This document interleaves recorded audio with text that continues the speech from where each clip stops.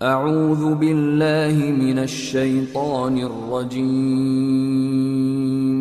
بسم الله الرحمن الرحيم قال رب اشرح لي صدري ويسر لي أمري واحلل عقدة من لساني يفقه قولي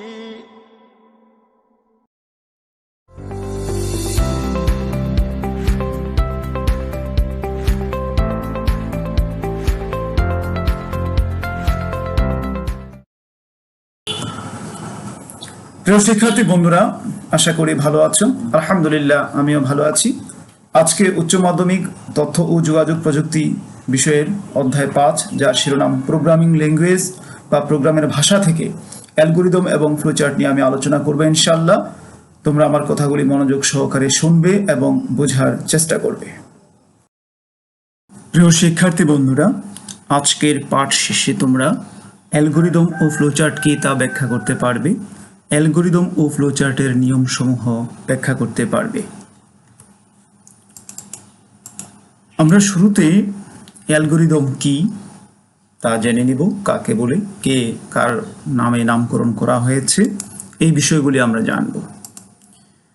algorithm হচ্ছে ধাপে ধাপে কোনো সমস্যার সমাধান করা। কি বলছি?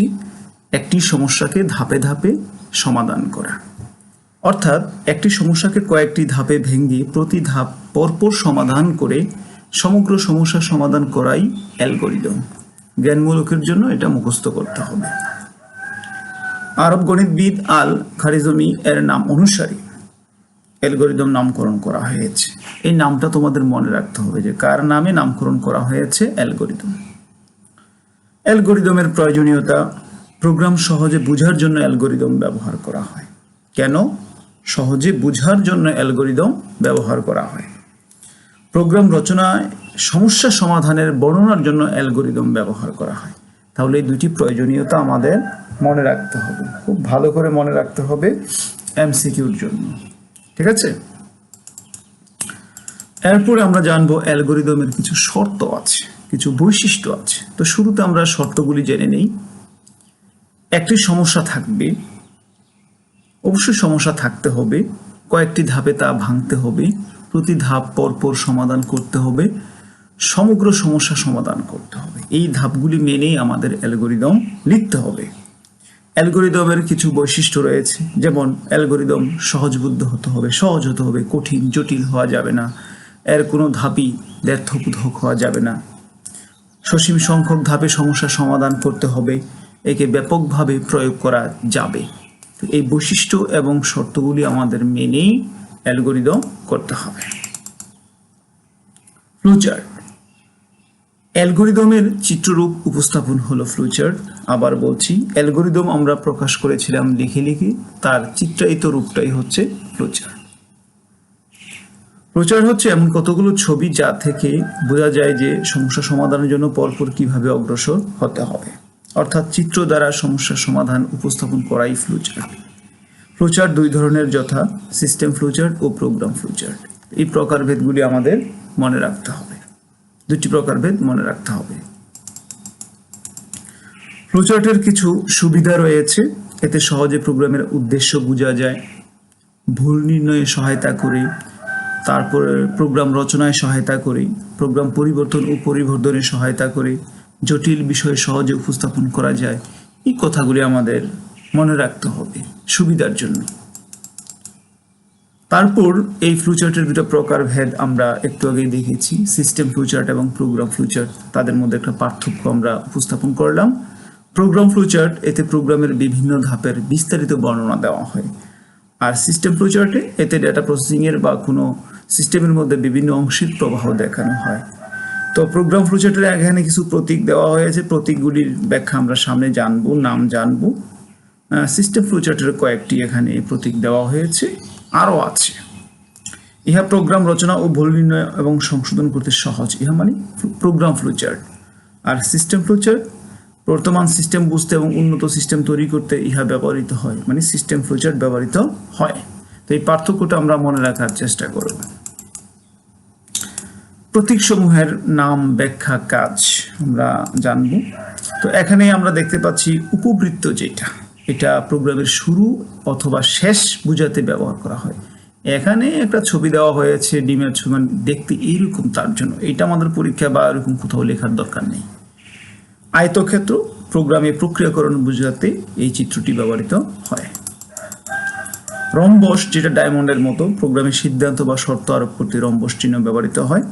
সামন্তরিক, এটা আমাদের প্রোগ্রামে ইনপুট অথবা আউটপুট বোঝাতে সামন্তরিক চিহ্নটি ব্যবহৃত হয়। বৃত্ত, প্রোগ্রামের সংযোগ বোঝাতে বৃত্ত চিহ্নটি ব্যবহৃত হয়। তারপর এখানে 4টা এরো আছে, যেগুলোকে আমরা প্রবাহ চিহ্ন বলে থাকি, অর্থাৎ প্রোগ্রামের প্রবাহ দিক বোঝাতে এই তীর চিহ্ন সমূহ ব্যবহৃত হয়। সিস্টেম ফ্লোচার্টের কয়েকটা চিহ্ন আমরা বলছি যে এখন এই চিহ্নটা শর্টিং এর ক্ষেত্রে বোঝায়, এটা ডকুমেন্টের ক্ষেত্রে বোঝানো হয়, মার্চ করার ক্ষেত্রে এই চিহ্নটি ব্যবহার করা হয়, ভিজুয়াল প্রদর্শনের ক্ষেত্রে এই চিহ্নটি ব্যবহার করা হয়। আমরা কিছুটা মনে রাখার শতভাগ চেষ্টা করবো ইনশাআল্লাহ। আমরা দেখব কিভাবে ফ্লোচার্ট আঁকতে হয়, তার নিয়মগুলি। প্রবাহ রেখার দ্বারা কোন কাজের পর কোনটি হবে তা বোঝানো হয়। সাধারণত উপর থেকে নিচে অথবা বাম থেকে ডানে প্রবাহ অগ্রসর হয়। একাধিক প্রবাহ রেখা পরস্পরকে ছেদ করলেও তাদের মধ্যে কোনো যুক্তিগত সম্পর্ক বোঝায় না। চিহ্নগুলো ছোট বড় হতে পারে, তবে চিহ্নের ধরন ঠিক থাকতে হবে। প্রতি ব্লকের লেখা সংক্ষিপ্ত ও সহজবোধ্য হতে হবে। যতদূর সম্ভব রেখার ছেদ কম হওয়া ভালো। বেশি সংযোগ রেখার পরিবর্তে সংযোগ প্রতীক ব্যবহার করা ভালো। বিশেষ কোনো ভাষার জন্য ফ্লোচার্ট লেখা ঠিক নয়। ফ্লোচার্টে কোনো অংশের বিস্তারিত বর্ণনা প্রয়োজন হলে তা পৃথকভাবে ফ্লোচার্ট ব্যবহার করা উচিত। প্রত্যেক ফ্লোচার্টের একটি নাম থাকতে হবে। আমরা একটা পার্থক্য দেখব অ্যালগরিদম এবং ফ্লোচার্টের মধ্যে। সংক্ষিপ্ত আমরা জেনেছি ইতিপূর্বে। সংজ্ঞা, ধাপে ধাপে সমস্যার সমাধান করা, অর্থাৎ একটি সমস্যাকে কয়েকটি ধাপে ভেঙে প্রতি ধাপ পরপর সমাধান করে সমগ্র সমস্যার সমাধান করা হচ্ছে অ্যালগরিদম। আর চিত্র দ্বারা সমস্যার সমাধান উপস্থাপন করাই হচ্ছে ফ্লোচার্ট, যা কতগুলো ছবি দিয়ে বোঝা যায় যে সমস্যা সমাধানের জন্য কিভাবে অগ্রসর হতে হবে। অ্যালগরিদমের কোনো প্রকারভেদ নেই। ফ্লোচার্টের 2টি প্রকারভেদ রয়েছে, আমরা দেখেছি, প্রোগ্রাম ফ্লোচার্ট এবং সিস্টেম ফ্লোচার্ট। ক্রমধারা, সমস্যা সমাধানে প্রথমে অ্যালগরিদম দরকার, বাট ফ্লোচার্ট সাধারণত অ্যালগরিদম লেখার পর আঁকা হয়। প্রোগ্রাম রচনা, অ্যালগরিদম আবশ্যক, ফ্লোচার্ট আবশ্যক নয়। প্রতীক, অ্যালগরিদমের কোনো প্রতীক ব্যবহার হয় না, ফ্লোচার্টের বিভিন্ন প্রতীক ব্যবহৃত হয়। সুডুকুট, শুরু গ্রিক শব্দ, এই কথাটা মনে রাখতে হবে, আমাদের এমসিকিউতে কাজে লাগবে। এর অর্থ হচ্ছে ছদ্ম, যা সত্য নয়।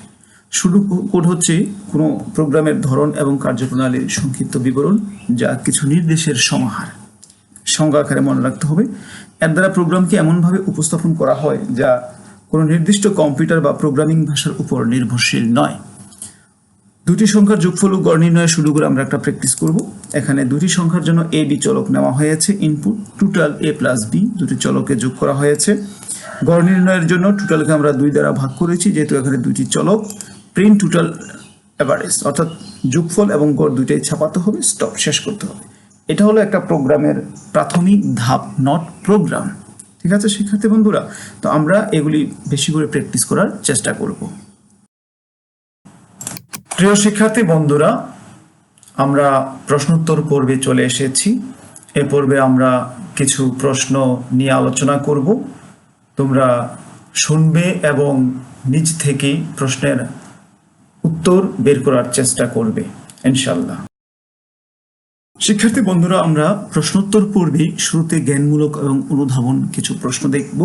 তারপর আমরা এমসিকিউ এবং উচ্চতর দক্ষতার নিয়ম আমরা জানবো এবং প্র্যাকটিস করার চেষ্টা করব। অ্যালগরিদম কি, ফ্লোচার্ট কি, সুডুকুট কি, এগুলি জ্ঞানমূলক প্রশ্নের হতে পারে, আমরা জানি। সিস্টেম ফ্লোচার্ট ও প্রোগ্রাম ফ্লোচার্টের মধ্যে মূল পার্থক্য কি, এটা আমরা অনুধাবনের মধ্যেই দিতে পারি। তো আমি আশা করছি এই প্রশ্নগুলির সঠিক উত্তর তোমরা সঠিকভাবে উত্তরপত্রে আনসার করতে পারবে। প্রয়োগমূলক প্রশ্ন, ফ্লোচার্ট আকার নিয়ম লিখো। আমরা আলোচনায় শিখেছি প্রোগ্রাম ফ্লোচার্টের প্রতীক সমূহ, অ্যালগরিদম ও ফ্লোচার্টের মধ্যে পার্থক্য, এই কথাগুলি আমাদের আলোচনা ছিল। আমরা বহু নির্বাচনী কিছু প্রশ্ন দেখব। প্রশ্নগুলির যদিও আনসার দেওয়া আছে, আমরা আনসারের দিকে না তাকিয়ে নিজেদের থেকে আমরা আনসার করার চেষ্টা করব। অ্যালগরিদমের চিত্ররূপকে কি বলা হয়? আমরা আলোচনায় শিখেছি bar chart, chart, pie chart, flu chart. কোনটি সঠিক উত্তর আমরা জেনে শুনে বলবো, দেখে দেখে না। অ্যালগরিদম হলো পর্যায়ক্রম, নির্দেশক্রম, সিদ্ধান্তক্রম, অনুক্রম। সঠিক উত্তরটি আমরা আশা করি বুঝতে পেরেছি। নির্দেশক্রম, সিদ্ধান্তক্রম, অনুক্রম, পর্যায়ক্রম, অ্যালগরিদমের ধারাটা কি? প্রবাহচিত্র বা ফ্লোচার্ট হচ্ছে প্রোগ্রামের উপাত্ত ভিত্তিক একটি সফটওয়্যার যন্ত্রাংশ। সুডুকুর শব্দটি কোন ভাষার? আমরা আলোচনায় শুরুতে দেখেছিলাম জার্মান, গ্রিক, ল্যাটিন, ইংরেজি। সঠিকটি আমরা গ্রিক জানি। শুরু শব্দের অর্থ হলো যা সত্য নয়, যা সত্য, যা আংশিক সত্য, যা পুরোপুরি সত্য। এই চিহ্নটি, অর্থাৎ এখানে একটি চিহ্ন দেওয়া আছে ফ্লোচার্টের চিহ্নটি কোন কাজে ব্যবহার করা হয় আমরা দেখে আসছি। ইনপুট আউটপুট, তারপর আছে এখানে input process, start stop, input output condition. সঠিক উত্তরটি আমরা জানি যে ইনপুট আউটপুট। একটি উচ্চতর দক্ষতামূলক প্রশ্ন যেটা আমরা হোমওয়ার্ক হিসেবে উপস্থাপন করেছি। আমি আশা করছি তোমরা এটা নিজেরা প্র্যাকটিস করবে এবং উত্তরপত্রে লিখে নিজেকে যাচাই করার চেষ্টা করবে। অ্যালগরিদম ও ফ্লোচার্টের প্রয়োজনীয়তা লিখো। আমরা অ্যালগরিদম এবং ফ্লোচার্ট কেন ব্যবহার করব তার প্রয়োজনীয়তা তোমরা নিজেরা সাজিয়ে গুছিয়ে সুন্দরভাবে লেখার চেষ্টা করবে ইনশাল্লাহ। এই বলে আমি আজকের ক্লাস থেকে বিদায় নিচ্ছি। আল্লাহ হাফেজ।